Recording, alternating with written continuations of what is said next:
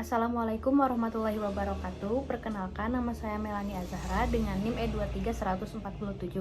Di sini saya akan mengumpulkan tugas mata kuliah Hukum Pemerintahan Daerah dengan dosen pengampu Bapak Danu Suryani, SOS MH, mengenai webinar yaitu Dinamika Pelaksanaan Pemerintahan Daerah Pasca Reformasi.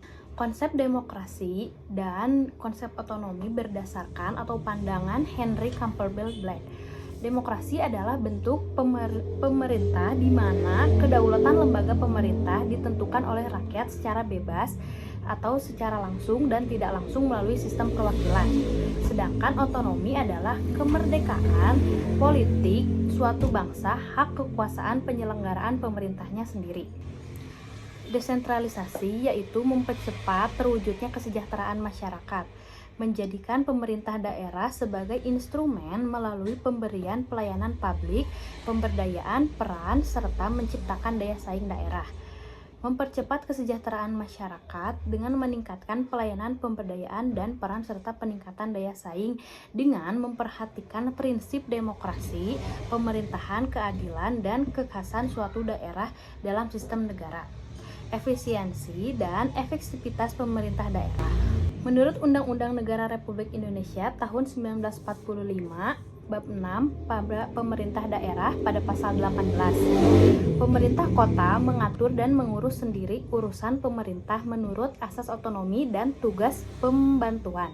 Yang kedua, pemerintah daerah, provinsi, kabupaten, kota memiliki DPRD atau Dewan Perwakilan Rakyat Daerah, kabupaten, kota, provinsi, dan anggota-anggotanya dipilih melalui pemilihan secara umum. Gubernur, Bupati, Wali Kota sebagai kepala pemerintah daerah, kabupaten, kota dipilih secara demokratis. Perubahan pasal 18 Undang-Undang 1945 terus menimbulkan dinamika yang terus-menerus berubah atas pembentukan Perda terkait yang pertama, relasi kewenangan Perda antara kepala daerah dan DPRD. Yang kedua yaitu pengawasan preventif dan pengawasan represif atas mekanisme pembentukan dan pelaksanaan Perda. Menurut Undang-Undang Nomor 23 Tahun 2014, kedudukan DPRD dan kepala daerah, keduanya merupakan penyelenggara pemerintah daerah. Yang kedua, kedudukannya sejajar. Yang ketiga, kedudukannya sebagai mitra bekerja sama dan saling mendukung, tidak saling berlawanan. Dijalankan dalam kerangka representasi rakyat di daerah, pembentukan Perda, provinsi, kabupaten, kota, anggaran dan pengawasan. Kebijakan pemerintah daerah dan kebijakan DPRD dibedakan melalui yang pertama kebijakan pemerintah daerah, yaitu adanya Raperda. Yang pertama ada RPJDM, yang kedua ada APBD, yang ketiga pajak dan retribusi dan tata ruang. Sedangkan kebijakan DPRD yaitu ada tiga. Yang pertama legislating, controlling, dan budgeting.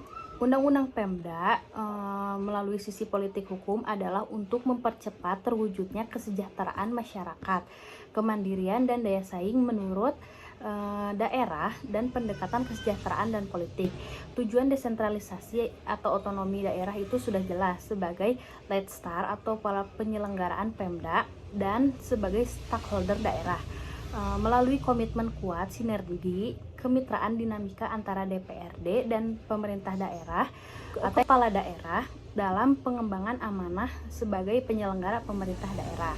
Sekian dari saya, mohon maaf bila ada salah-salah kata juga pengertian. Wassalamualaikum warahmatullahi wabarakatuh.